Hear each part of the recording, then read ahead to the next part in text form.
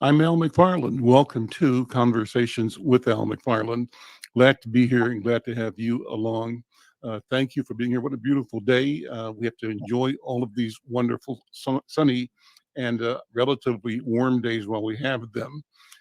Thanks to KFAI for allowing this program to connect you in community and radio.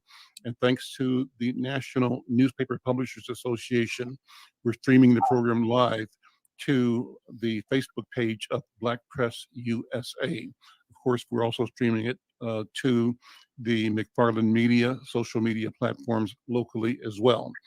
You know, yesterday I watched and streamed a wonderful press conference presented by Minnesota's governor and lieutenant governor and other members in community. It was held over at Capri Theater in North Minneapolis, and it was a press conference to celebrate a bill that he signed on the spot at the Capri, a bill launching a task force uh, to be to commission a look into the question of murdered and missing Black women and girls.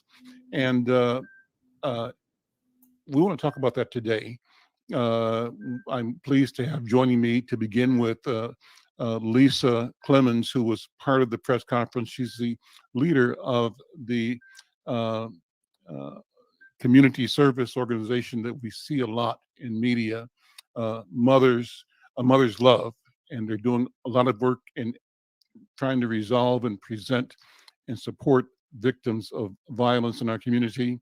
And also, Linda Sloan, my friend and colleague, is the leader of the Council on Minnesotans of African Heritage. Linda, good to see you again. We've got some other business we're doing, but this is a great opportunity. But I wanted both of you to talk about the importance of yesterday. I'm going to start with you, Linda. The bill itself, what was it about and why is it so important? Well, the bill was to create a task force to actually research what's going on with these women who are being murdered and who are missing. And it's actually the first in the nation. So I'm excited about that, and excited about the fact that we have different people coming together to say, hey, Black women and young girls matter. We matter, and that it's important to us and to society that we take a look at what is going on. Is it systemic or cultural, or what's happening with these women? So it's an historic signing, I believe, and excited to be a part of the group. Take a minute to refresh people on the work and the mission of the Council on Minnesotans of African Heritage. It's an important, also a groundbreaking organization in state government here in Minnesota. Sure. So the Council for Minnesotans of African Heritage was empowered 40 years ago. Stephen Belton was actually the first director of the organization.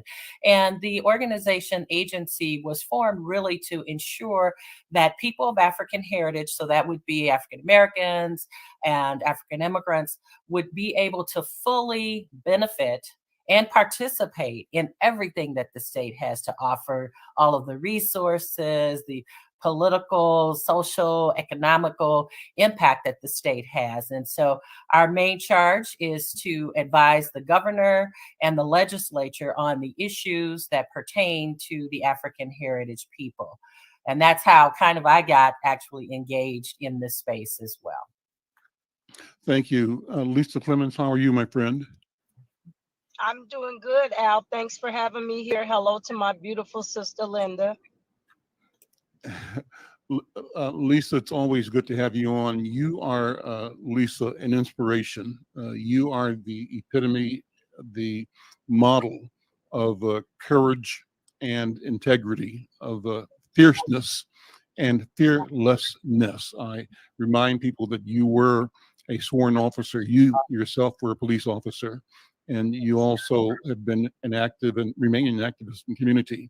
And you walk with what some would see a contradiction, the ability to know the value and the need and the proper role for law enforcement in the justice equation, but also an acute awareness of where things have gone wrong and do go wrong, of flaws and imperfections in the quote unquote criminal justice system that disadvantage our people, people of color and poor people. So you have been able to reconcile the fact that both of these situations exist at the same time and place and figure out a way to keep moving the ball forward so that the promise of democracy inches towards being more real for more people.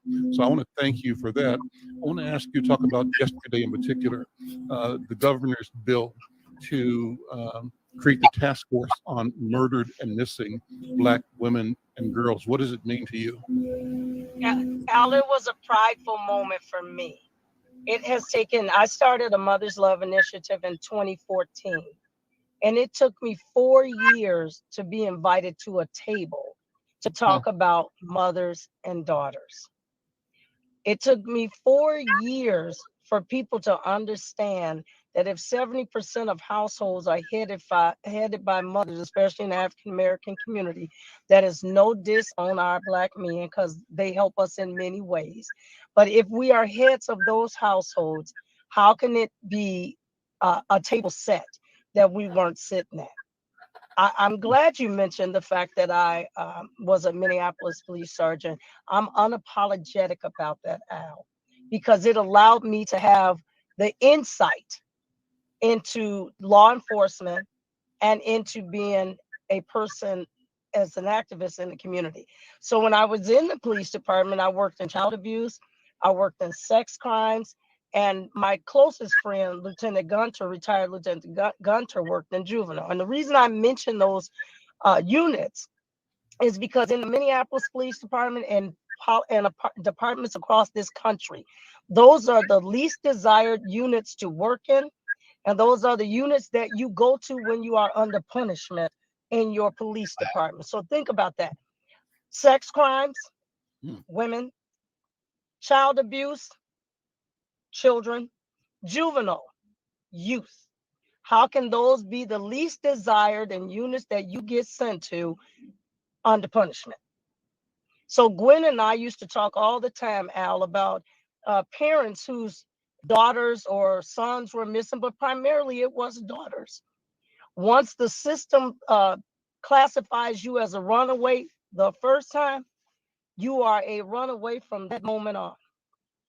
Nobody is looking for your child.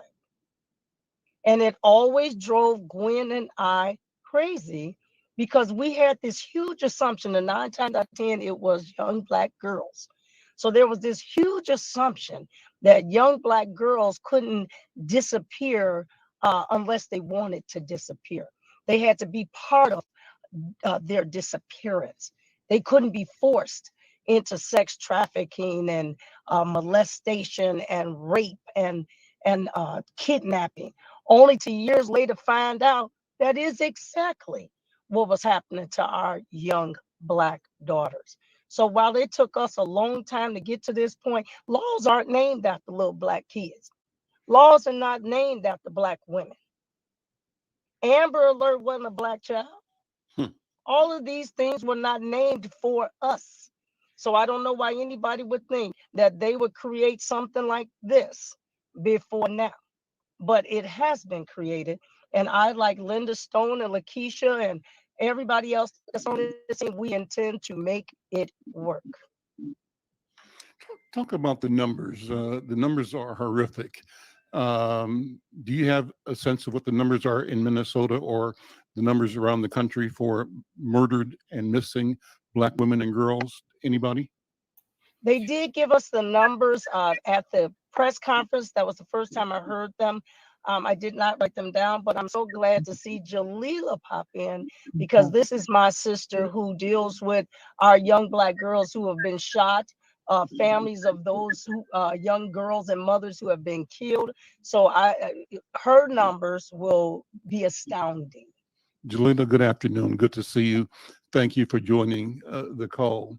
And let me make sure I'm saying your last name correctly. Jalila Abdul Brown? Brown, you got it. You got it. Okay, all right, all right.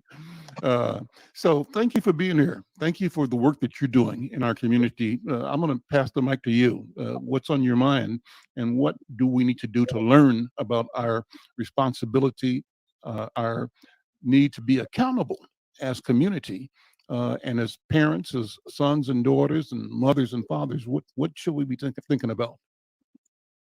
Thank you so much for having me, Al. And I want to say thank you to Lisa, and thank you to Linda, and other women that's on this task force, and Ruth Richardson for really being a champion of this bill, right? And really letting us know this is a crisis. And so for the last 3 years, the numbers that women and girls that just have been shot in the city of Minneapolis and Hennepin County alone is over 500 Black women and girls of color.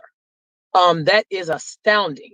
And my view is that I get to see them first in the hospital with the Next Step program, which is a part of the City of Minneapolis Office of Violence Prevention. But with my own nonprofit, which is Change Starts with Community, I get to interact in the community in North Minneapolis. I'm right, like I like to say, in the hood, just where you're going to find me at, really dealing with where we are in our own communities on 38th and Chicago, in the Phillips neighborhood. I'm going to always be where Black girls and Black women are. So for me to see that many women and girls shot, and my sister is the reason I got passionate. My sister was shot and she got no help. There were no resources. She had to quit her job and she had to start from scratch. And I had to help my sister rebuild her life. And from there, I knew, like Lisa said, we had to save ourselves. Amber Alert is not named after a Black girl. And so when I began to see all these women of color be shot, and let me add this, it has not been domestic violence.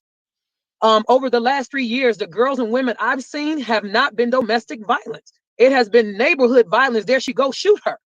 That is ridiculous. Like, how do we get here in our communities, right? And why are we not being protected? Why are Black women and Black girls not being protected? So I felt like it was a crisis. Lisa felt like it was a crisis. We're in the community every day seeing this. When they're getting shot, I'm at their bedside.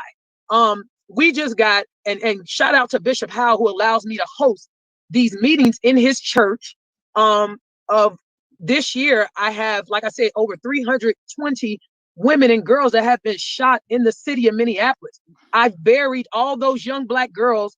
My youngest this year was 6 years old, that I watched that baby die, take her last breath, and I helped bury her financially. Bishop Howe gave up money, the state of Minnesota, and McAfee, right? So you got you're asking the Black clergy to step in, you're asking boots on the ground, you're asking us to step in, and now we're becoming hospital responders. We're in the community. It's so much expected out of Black women. My thing is, why weren't we protected?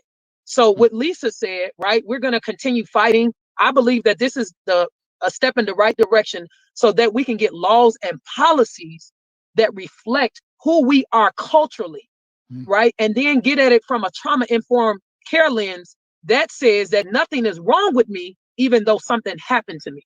So that is where I come in at. And I just so happen to also be a pastor in the city of Minneapolis. So I am thankful for the work that Lisa is doing and her team. Linda, Sasha Cotton, I got to give a shout out to her because she's been a champion for us. And then also Shonda Smith Baker, right, from the Minneapolis Foundation. She's been a champion for us, Lisa and I, to get this work done with our nonprofits. And then me and her, we just been collaborating because Lisa and them do the outreach, and then I'll do the programming, right, to really with the mental health. Because even though you take a bullet to your brain, to your body, you still take it to your brain. So a lot of women deal with PTSD immediately. I got women and girls that scared to go outside. Like, no, Jalila, I don't want to go outside. But then I have to help them get housing. That cost. I have to help them pay for their rent until they get back on their feet. I have to supply them with gift cards. I have to move them. We call this thief in the night work. I got to move them immediately. They're not going back to the place in the locations they were shot at. So this is a crisis. And I'm so glad, that the alarm was sounding, and I believe we can get some things done. Julia, take a minute and tell me about your sister's story. I'm so sorry, but you've turned this into something, a passion, a fuel. But tell that story. What happened in your own personal life with your sister? So my sister was shot. Somebody just was riding down the street. They were shooting, and she got shot, and her bones was broken in 1,000 places. And so just to see my sister have to be on crutches, she had 2 sons, watch her sons have to watch her go through trauma for a bullet that wasn't even meant for her, to watch her get no help. That's when I knew, okay, we got a problem. Nobody reached out to her. Reparations, with the crime victims, we had to call them about 10 times just to get any help.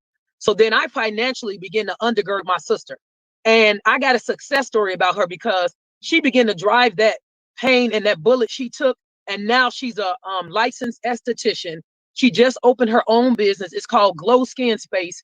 And she's now operating and making over $200,000 a year. So Amazing. me and her just did a story on WCCO that you guys can look up.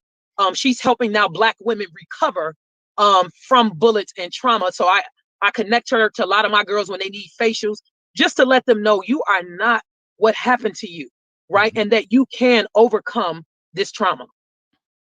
Lisa, you're dealing with trauma all day and all night with the Mother's Love. I was down on West Broadway a couple of weeks ago when a guy was driving a car, some kind of road rage incident. Someone tried to challenge him. The white guy shot the black guy, killed him, I believe. And then he somehow made his way a block or so away towards the parking lot of Cub Foods and tried to carjack a black woman. And she was able to prevent the carjacking, but the car was moving and ran into a light pole or something like that. And people were able to subdue this guy. But your people were on the spot. I happened to be driving by, pulled over just to see what was going on, but talked to people on your team who were there providing counseling, being witness to this. And so how are you all processing all that you are seeing, counseling about, connecting people to resources, helping them find healing through the trauma that they are experiencing? I think, Al, most people think, first I want to send a shout out to We Push for Peace, because they were the ones who apprehended the murderer. And I want to send a shout out to Jalila, because I called her and said, I need a home church for this family. And she said, you got it. I called Bishop Powell. He said, what day do you need it? That's how relationships work out. But we deal with grief, I think, by pushing it down. I don't think we really deal with grief because we rarely have time to even pause before the next incident happens in our community. When people get mad at me because I don't get involved in the police shootings, I've been on the other side of that. What I see in my community is us killing us. And I have to be able to get on the right side of that. As you know, my niece was murdered, Al's daughter, over a card game. Shot in her chest one time, and she died.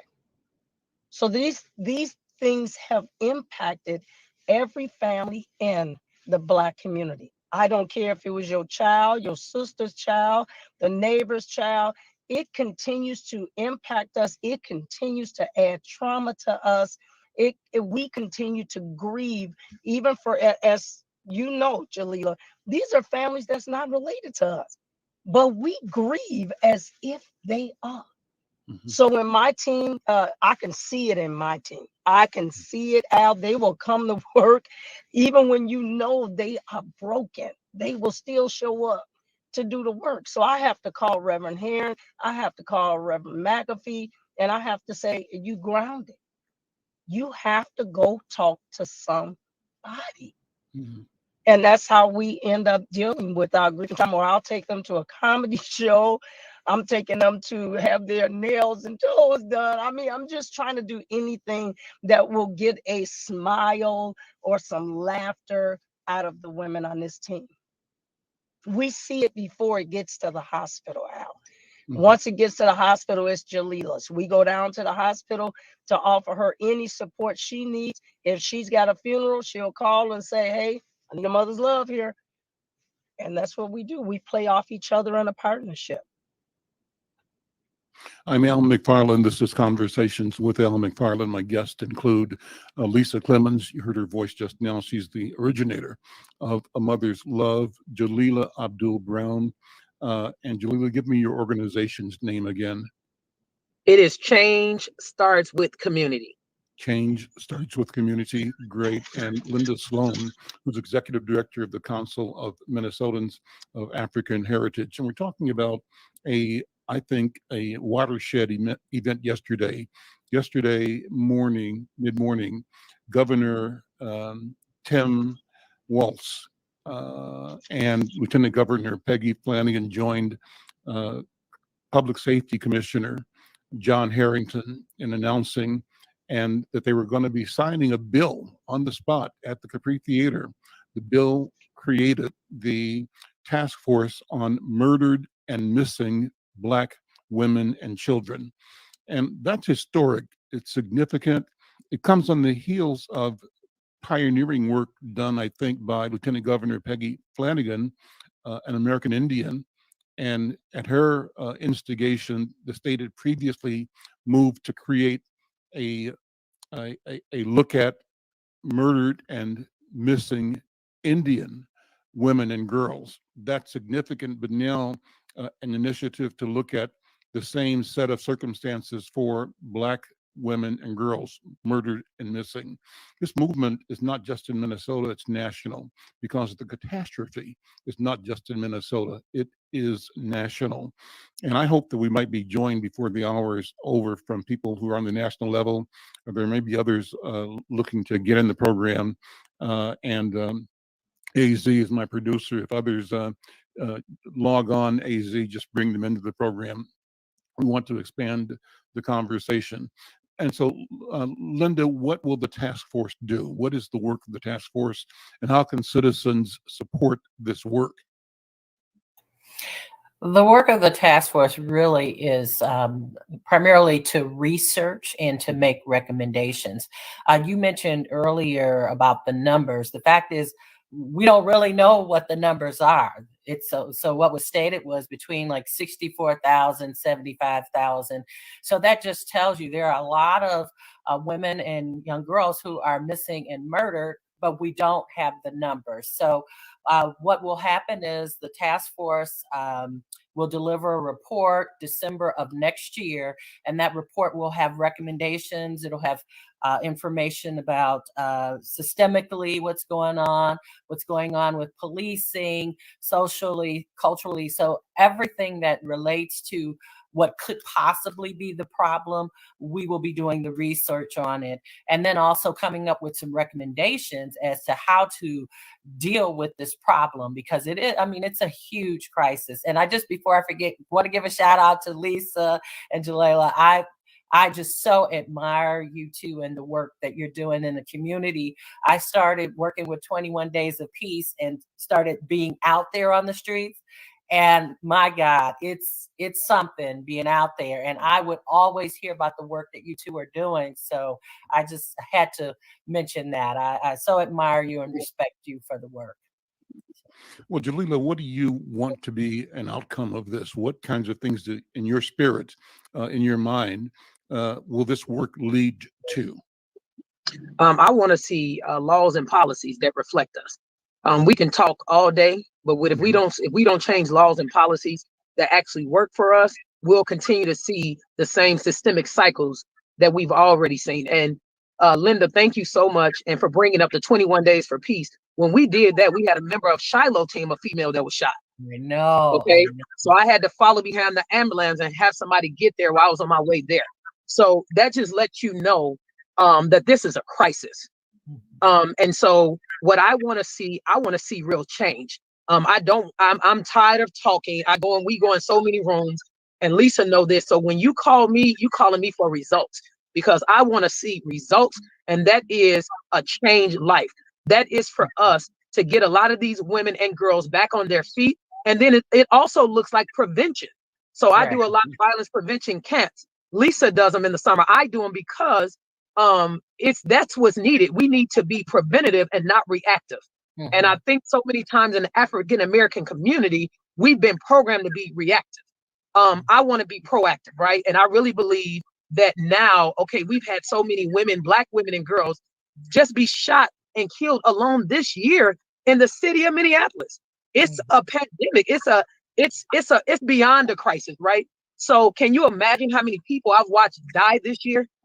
If you can imagine how many people have been shot in the city of Minneapolis, it is over 600 people. I've watched majority of those 90 people die. So with that being said, most of them have been females and young girls. So I want to see results. I want to see laws and policies and programming and resources that reflect us in the communities that we are in.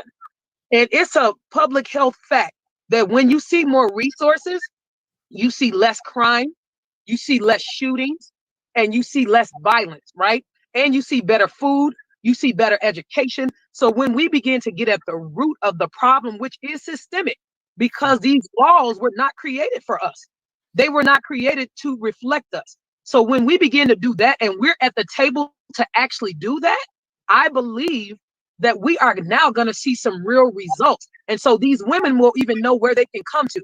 Because honestly, I don't even know how a lot of the women and girls find me. They like, somebody told me about you. My cousin told me about you. They find me on Facebook. And like, when I tell you my phone rings all night, and Lisa knows, I just had to really like, okay, after midnight, I'm like, I'm gonna stop answering my phone. Now, some would say you should stop answering your phone before that, but this work does not stop. Okay, so with that being said, I'm heavy on the self-care because I am a mental health practitioner. So I know when to step back. I know how to take care of myself. And I know how to, for me, Jesus and therapy is what works for me, right? And I make sure that I keep my mental health intact. And that's why I be telling Lisa, like, let me get you a massage. So Lisa, I'm sending you to get a massage because we got to take care of ourselves. We cannot let this work inundate us because listen, when I'm dead and gone, this work will still be here. But at the time, I want to see real change and I want to see real results. So what happened to my sister? And what happened to one of my young girls this summer? She was murdered. A guy, she got in the car with a guy. He threw her in the alley like she was a dog. She got thrown in the alley like a dog. Do you hear me? So with that being said, you know, her mother knew right away where to get resources from, right? And that's what needs to happen so that we can see real change. And when they know that violence is about to happen, how come we can't get them out the way before it happens? Why do we got to let them get shot? Why do I need to let you stay in an environment where I know your daughter gonna get shot? Why I know your daughter gonna get sex trafficked or get murdered, right? So we need to have the resources to get them out the way before it happens. So what I want to see is results. Jalila, I say this all the time. I'll say it again because I think it bears some, it bears mentioning. Al McFarlane's complaint, my criticism about our community and our society is that too often, and this is what I say, we get the misery and they get the money. What do you mean, Al McFarlane? Black people suffer. And our suffering is almost cultivated. It's almost nurtured. It's almost prized. It's almost treated as if it's a possession, something alive and viable as a revenue stream for white people. And I charge our white society, the white supremacist culture, with maintaining institutions and processes that advantage white people and put them in a position to justify their perception of Black people as deficient, as a problem, and as an opportunity to manage for profit. They get the money, we get the misery, and that, to me, Jalila, is totally, totally unacceptable. And that's one of the lines that this fight has to take place at. Lisa, what do you think? How do we mobilize and organize our community so that we train ourselves to follow the money, that in every proposed solution, we say, yeah, but who's doing the work?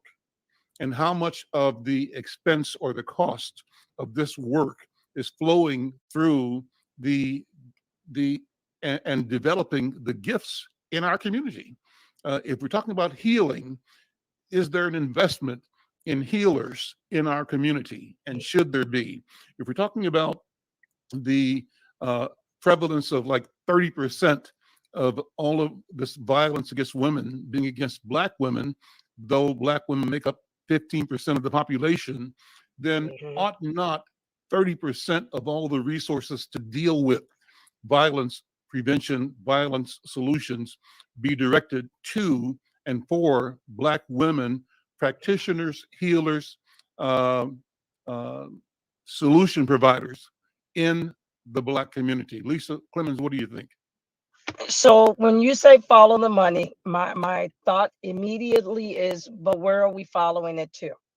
Yeah. When white America puts money on the table, they tell you what you can do with that money. They don't allow you to do what you know needs to be done with that money. And I'll say this at risk of pissing people off, but it is what it is. When you put 30 to 100 million to 200 million, when you invest that in abolishing a police department, and we as Black people don't say, hey, can we get that equal amount to do reform in our community that will save millions of lives? But we take it because this is what they tell us to focus on. But then people like Jalila and I know that the bodies that's dropping in our community are by our hands. So if we're not getting, when you say follow the money, that money is telling us what we can spend it on and what's best for Black America. The violence in our community is lucrative. Mm-hmm. It's lucrative. You will hire more doctors. You will hire more this, more that, to tell us, once again, because they won't look like us, to tell us That's what's my best point. for our community. And if I can give you one example, we plastered the community out over a summer and a half ago about at-risk youth center in the Gordon Center, a building that was created for children. They wanted to do a temporary, I always make sure I do that. They wanted to do a temporary shelter for women. I said, so you're going to put women who have been domestically abused in North Minneapolis in a shelter up the street. That in itself is not safe. But we want something permanent in that space. So we went out and talked to the community, put out flyers. The community came forward and said, no, we don't want that. We want an at-risk youth center, someplace for these young people to go to change their narrative, to learn their history. And I'm telling you right now, you can hear the purses of the city, the county, and the school board snap shut. They took their money off the table and they left. Because if you are not going to do what we tell you you're going to do, you are not going to get this money. How do we That fix is that? historical in the Black community. And Lisa, that's exactly what I'm talking about. And they will invest in ways that they see a return for their cousins, their uncles, their business associates, their colleagues, their institutions, their charities. They've got a broad system of supporting white supremacy, white culture, white community, white advancement, and often it's at the expense of Black people. But then they blame Black people as being deficient, as being a problem, but they themselves create the problem. I'm Al McFarlane. This is Al, can I say Conversations this? with Al McFarlane. I'm talking with Lisa Clemens from A Mother's Love with Jalila Abdul Brown and with Linda Sloan. Go ahead, Lisa. We create a lot of that ourselves, though, Al, because even when we're talking about reimagine public safety, I could reimagine public safety. I don't have a problem with that. But when you talk about we want to bring in more social workers, we want to bring in more mental health workers, well, will they look like me? Will they look like me? You and I both know when we look at college degrees and the viable candidates, that's not going to look like us. So if you're going to tell me you're going to bring in somebody that look like me, that's culturally competent, that has experienced some of what I have experienced in my life, I'm okay with that all day, every day. Sure. But they don't do that. They haven't done it. We don't ever ask. And as you point out correctly, the talent pool that is not developed as yet. But the question is, where do you start? and when do you start? And I think you start here and you start now. And Lisa, I think we need to be speaking into existence. I tell people as often as not, when we talk about health disparities, we focus on the glass being half empty, and it's kind of woe is me and all the things that are going wrong in my life and this, that, and the other. I say, yeah, may be true, but it's not the whole story. There's a way to look at this thing differently, and that every problem that's out there, really, we have to retrain ourselves to see as an opportunity and see ourselves as the solution.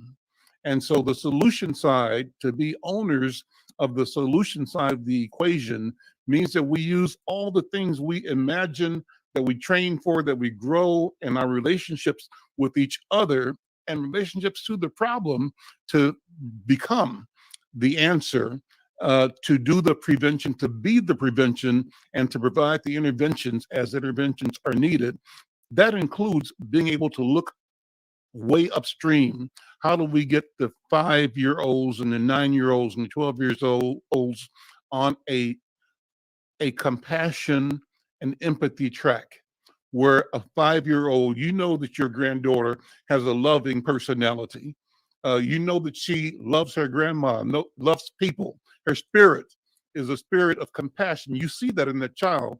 How do you start now ensuring that this child's natural gift for compassion and empathy is developed and trained, so that as she goes through public school and high school and college and university, she becomes fully who she already is? How do we make sure that every child in our community, right, is identified and supported and acknowledged for being in and of herself and himself a gift? That our children, and that we are the gift that we're looking for. What do you think, Jamila? Al, that's a great question. And I like to say that I'm always solution minded. That's just my personality. And so I won a health equity award with the Minnesota Business Journal this year. I was just granted the Hometown Hero Equity Award from the Minnesota Vikings on the field. And so it really shocked me, because I'm like, how did y'all find me? They like, we looking at the work you do. We're looking at the health equity. So I'm a part of the health equity department at Hennepin Healthcare.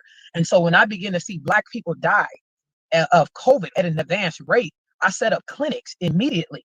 I'm like, let's pull everybody in the city, everybody that got this money. I need all of you guys to use your money and come to our community and set up right where we are. And they began to do that. And we vaccinated over like 600 people. We just did more clinics on site. And Lisa knows this. We did a turkey giveaway, but while we were doing a turkey giveaway, we vaccinated over 400 people.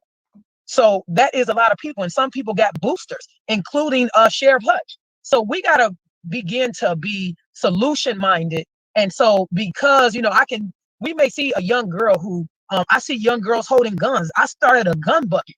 You want to throw that gun down, honey? Put that gun in that bucket.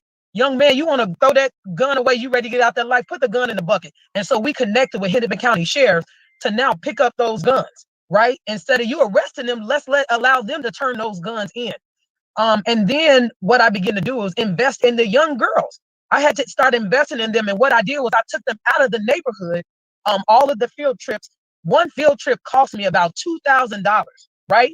I chartered a bus. I took them out of the city so that you can see beautiful flowers. You can see the science museum. You can see the children's museum. You can see STEM and know at Best Buy to know that you can be a scientist, right? So we got to begin to change their minds and change their narrative. And I would say it's an advantage that I was a child care provider, a licensed child care provider in Hennepin County for over 12 years. So I come from the early childhood background, and I know that the first 5 years of life is critical, right? But you can also catch them at teenage years and still mold them because their brains are pliable. We know that teenagers and young people see things the way that they think they are versus the way they are. So with knowing that, with my mental health background, my psychology degree, I know how to work with them from the mind down, because it is a mind thing. And if we don't begin to change our mind, here's an example. When people want to meet me and give me money, you got to meet me in North Minneapolis. Or you got to meet me on 38th in Chicago at Worldwide, where my dad church is. I'm not meeting you in Wayzata. I'm not meeting you in Edina because you need to come to our neighborhood and you need to volunteer in our neighborhood before I accept your money. I don't just let anybody give me money. And the reason why, like Lisa said, I don't want your red tape, you keep it. I don't need your money like that, right? I sold a house and I walked away with over 200,000. And my husband, I spoke with him and I said, can I invest 70,000 of this money back into the community? You know what he said? Go ahead. Because I know whatever you do, it's an end and a means to it. And we're seeing the results. So like Lisa said, we started our organizations with no money, right? And I just invested the money because I felt like if I invest the money in the people, I'm going to see a return. So I believe if we do speak life into African-American girls, we do let them know you are more than your body. You are bigger than your butt. You are cuter than your tits. And you are more than a long weave, right? When we begin to let them see that and we begin to be that example for them, that is when we will continue to see change. And now to see girls that was not going to school, right? I got girls that wasn't even going to school, that wouldn't even go home. They're going home now. They go to school now. They're online, and I'm rewarding them for their good behavior, right? So they know they can't bring that foolishness to me. I'm not going to help you run away. I'm not going to help you be a nobody. And I let them know it's easy to be nobody. And I come from Chicago, Illinois. I grew up in the projects walking over dead bodies, right? I grew up dodging bullets. So I know how to help other young girls avoid, like I say, the potholes of life. And I begin to pull them out. And if we don't begin to do that, and I know that's where that mindset comes from with Lisa, right? No matter what our approach is, we're getting results. And that's, to me, what it's about. But it's like you said, speaking life to them to let them know you are better and bigger than where you are. And I will help you get beyond, just seeing like a narrow-minded of, oh, the city of Minneapolis, or what we like to say, the hood is going to swallow me up. No, it's not. And you become that doctor, that lawyer. I dropped out of school and I had to go back and get a GED. I finished my college degree in 1 year. And I told my professor, man, I didn't even know I was that smart. I finished a psychology degree in 1 year. It took one person to speak to me. My mom said, girl, you can do that. I got it finished in 1 year, right? And so we need to see other young girls. I'm opening the door for them to come behind me. But guess what? I'm not just going to open the door. I'm going to help them open it. And I'm going to lay a pathway, a blueprint, and show them how to come behind me and also be successful, even if that means me investing in you. I'm Al McFarlane. This is Conversations with Al McFarlane. That was Jalila Abdul-Brown, counselor, mental health worker, activist, organizer, businesswoman in our community, and an advocate looking out, talking about the topic of murdered and missing Black women, reflecting on yesterday's signing into law a bill creating the missing and murdered Black women and girls task force in the state of Minnesota, the first of its kind in the nation. Lisa Clemens is here with the Mother's Love. Linda Sloan is here, executive director of the Council of Minnesotans of African Heritage. Lisa, you were going to comment as Jalila was expressing. I knew we had something else in common. So I was a preschool and toddler age teacher for 12 years, Jalila. So that's why we keep clicking. But I wanted to talk a little bit about funding and seriously. And Jalila, Linda, you know this. The least amount of funding comes when you're talking about Black girls and Black mothers. If they believe that every piece of funding should be in place to save our Black men and Black boys, which we agree that that's needed. However, there's a lot of homes that are single Black mothers raising not just daughters, but Black boys as well. So the hardest part is getting society to put value to Black girls and Black daughters. And I give this example when we talk about R. Kelly.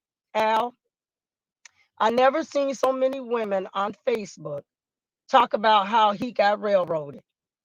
We did not put a value on the girls' lives that he ruined. And I always tell people, we do classes with mothers. That's why I love Jalila so much and what she invests in daughters. So we do, and when I say mothers, I'm talking about young mothers as well. So we go back to the basics. We teach those things that everybody believes a mother should already know. And I don't know why you thought that, because a lot of our young girls came in the era of crack. So those mothers needed to be retrained on being a mother to young people. Don't be mad at them. It's possible to make that happen. So when we call ourselves the OGs, Jalila, the original grandmothers, we go back into that thinking of our generation, of how our mothers taught us those values, that moral compass, those rules, and we reinstill those things in existing mothers and daughters who are now mothers. And I always tell people this, Al, we raise our girls and we coddle our boys. We prepare our daughters. They babysit the kids, right? That's being prepared for motherhood. We teach them how to apply that makeup for that new boyfriend or that husband. We teach them how to cook, how to wash clothes. With our sons, their duty, unless you're a mother like me, they got to take the trash out. Mhm. We learned in talking to young girls through the summer that they felt devalued. They felt like their mothers cared more about their brothers than they cared about them. And one mother said, well, but they can't get pregnant. You can. And she said, but they got me pregnant. So we have to stop looking at society being dangerous for our sons. And Jalila's working with so many families who have lost somebody to the violence in the community. However, we still invest in that violence from the lens of a Black boy and a Black man versus a Black daughter and a Black mother.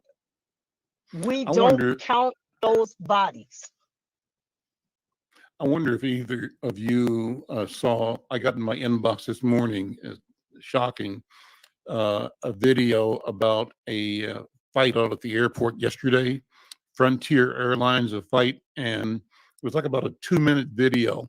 Looked like it looked like it was boys fighting girls, and I'm saying boys and girls because the people looked like they were 18, 17. There might have been one or two older people there, but there was this sort of disturbing in the airport, just kicking and fighting and slamming with chairs and garbage can tops, wrestling and tussling.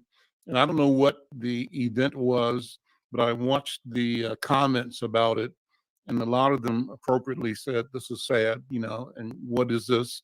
Some of them were kind of mocking, saying that's what they are, that's how y'all are. And so I bring it up just to wonder, how do we look at this silliness that becomes dangerous in our community and among our young people? How do we allow ourselves to become vulnerable like this, so that, Jalila, as you said, this circumstance is the picture of how somebody gets trapped, right? And gets traded and gets trafficked, because there's often a textbook situation. There's a process to it. And if a person is unaware, they get spotted, they get groomed, cultivated, hooked, and sold, not only into traffic, but into drug use and drug abuse, and into a variety of rebellious, non-productive, self-destructive behaviors.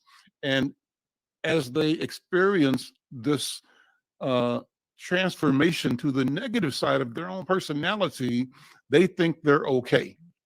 What do we do about that? And I'm asking you, Jalila, as a mental health worker, how do you see that in people in general, young people in particular, and what do we do? We are dealing with a big substance abuse in our community. I'm seeing a lot of young people, 12 and up, on fentanyl. It got so bad that we started a food shelf inside of Shiloh Temple. Bishop Howe, I and his wife, we started a food shelf. It is Shiloh Cares Food Shelf. And the reason we started, because we were seeing just young people strung out on Broadway, in the 38th Street area, just starving. And I'm like, something has to give. This is not okay. But what I noticed is that a lot of them were ODing. Okay. And so, I mean, we were getting them, they getting ready to die. So I'm like, I'm not going to let anybody die. So we became the Narcan site for North Minneapolis, where anybody can come in there and get Narcan kits to save a life, right? I'd rather save your life. If you swing at me dying, hey, you're alive. So what I'm seeing is that we are seeing a lot of generational trauma handed down in the African American community. And I'm gonna speak from my own life.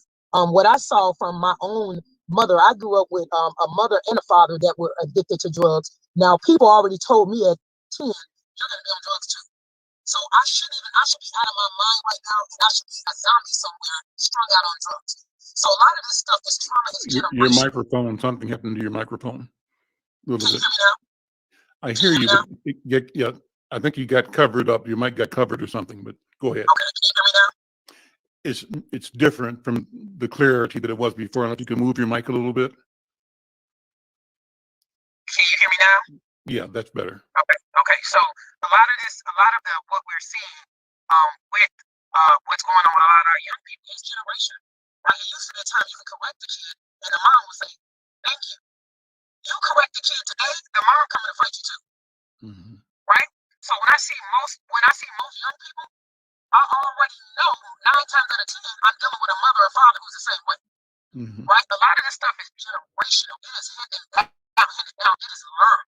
And somebody has to break the cycle. If you got an apple tree is going to bear apples. You got an orange tree is going to bear oranges. So what we like to do is when I host my groups and I have mental health one-on-one, me and Dr. Andrea Langford, we have them bring the kids. Because your children, we deal with the family dynamics. Your children also need to be involved in this healing. Okay? Because if I heal you, but I don't heal the house, I'm sending you back and you're just going to continue to be bruised. So we got to begin, and this is what I saw in Caucasian communities, is that they deal with the whole family. Okay, they deal with the family dynamics, and a lot of in the African American community, we were not. It's you got the dad, and then you deal with the dad, but the mom, you get home, the mom's still fussing, flipping out. The kid, now the kid drinking, smoking, because you got a mom or dad smoking and drinking with them. So until we believe that this is a problem, and we begin to show our community how to break the cycles of violence and trauma, we're going to continue to see what we're seeing, and we're going to continue to get what we're getting. And I believe that this task force and the research that's going to be done is a step in the right direction. But like Lisa said, we have to get the whole house. So whenever I get any woman, any young girl, I'm after your mother. I'm after your grandmother. And I want you to bring your kids because we are going to deal with the family dynamics. Because I cannot help you and leave your household behind. It does not work like that. And that is what we have been running into. And that's why I like to say we got trauma on top of trauma. And they say hurt people hurt people. Mm-hmm. And until we stop the bleeding in our own communities, until we stop the bleeding in our own homes, and we stop telling our kids what happens in this house stays in this house, we'll never see transformational change. And so I'm after legacies. I'm after your daughter. I'm after your mother. I'm after the grandmother. I have grandmothers, I have granddaughters, and I have moms all coming to my meeting so that they all can get healed. And we did a geniogram, and come to find out the young girl was right, the grandmother was right, the mother was right. That's a cycle. That's a curse, but they were like groomed for that. So sometimes we groom our kids. I can give you an example. When we were growing up, we saw a lot of people selling drugs. And sometimes my brothers would sit outside the doors of drug dealers' house. And when we got older, I said, somebody in my family's going to end up with drugs. Because that's what we saw. That was normal. So we began to continue to make cycle, to make trauma and just madness normal. That's going to become our normality. Because we all are a product of our environment, whether we like that or not. There's no way you can shake your environment. And so we got to now deal with the entire family. And if we don't do that, we're going to continue to see cycles. There's so many programs in Minnesota set up for young boys and girls. There was not really any programs except for domestic violence that was created, like Lisa said, for moms, that was created for young girls and daughters. You had to get beat. Well, most of these young girls that I got, they got shot. They've never been beaten in their lives. They were walking down the street and got shot. So now she got to pretend like she's a domestic violence survivor to get help. Now she got to get on welfare. Let's talk about that. Now she got to get on welfare and take the man out of the house to get help. Let's stop it. We got to start to break these cycles. And like I said, if I got to use my own money, which I have, I'll continue to do that. And I'm going to continue to see results. And I invest in property and everything just so I can sow back and give back into young Black girls and women of color in my community. I'm not going to stop. And guess what? I'm seeing lives change. I got girls who are getting jobs. I got second harvests who call me and say, you know what? We'll be your job program. Mm-hmm. Right? It got to start somewhere. And now they're giving my girls jobs. They're giving them opportunities to get back on their feet. And then we can begin to see change, because if you don't got a job, if a man don't work, he don't eat. So we gotta begin to wrap around the entire family dynamics and not just deal with this thing one-sided, like what has been done in the state of Minnesota. They dealt with the black men, but what about his wife? What about his girlfriend? What about his baby mom? Right? We got to start dealing with the family dynamics if we're gonna break the family trauma and the family cycles of distress that we're seeing in the black community. We're down to our last 5 minutes. Your voice popped in strong again, Jamila. I hope people heard all of the great things you were saying. It was a little bit different, but I heard it, and I'm hoping that my listening audience heard it as well. Lisa, for 3 minutes or so, just final comments, thoughts, instructions for our community. And then, Linda, I'm going to ask you to close the program by, again, summarizing what the task force will do and how the public can support this work. Lisa?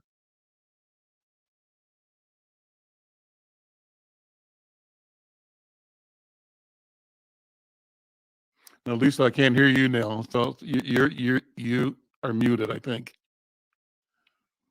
Yeah, try it now. Okay, Linda, why don't you go ahead? Let me see if your voice is okay. Can you hear me? I do. Go ahead. Okay, perfect. And so the task force is really going to do the research. They're going to try to find out what the numbers are, what the issues are. Are the issues systemic? Again, are the issues political? So just trying to get to the nuts and bolts. And from there, how do we solve the problem? And then they're going to make recommendations as to the legislature, because I think Jalila mentioned it earlier too. A lot of things and a lot of change is driven through policies and legislation. And so it's important to understand what the issues and the problem is, have a clear picture of it, and then see how things can be changed through legislation and then funding.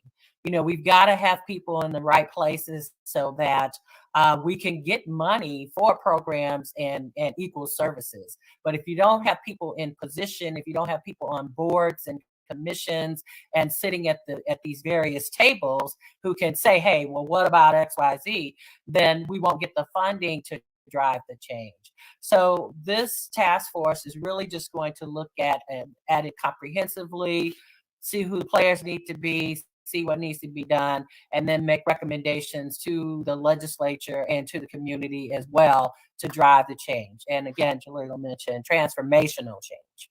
Is the task force membership already set? Are there subcommittees that people can get involved with if they want to be participant? Yes, the actual task force is pretty much set, and it was dictated by statute. So within the bill, it listed you have to have a representative county sheriff, you had to have a representative bureau of criminal apprehension. So it is set, but then there will be an advisory council created out of this, and that's where the community can really get engaged. So for example, Jalila, are you on the task force? I'm not sure if you are, but you would be a good person to be a part of that group. So who are the people who are actually doing the work? So everything that she talked about today, I knew kind of in a big picture, but she knows the reality. She is living the work that needs to be done. And so there will be an advisory council that'll be created of people who are right in the trenches who can say, hey, this is exactly what's going on. This is what's needed.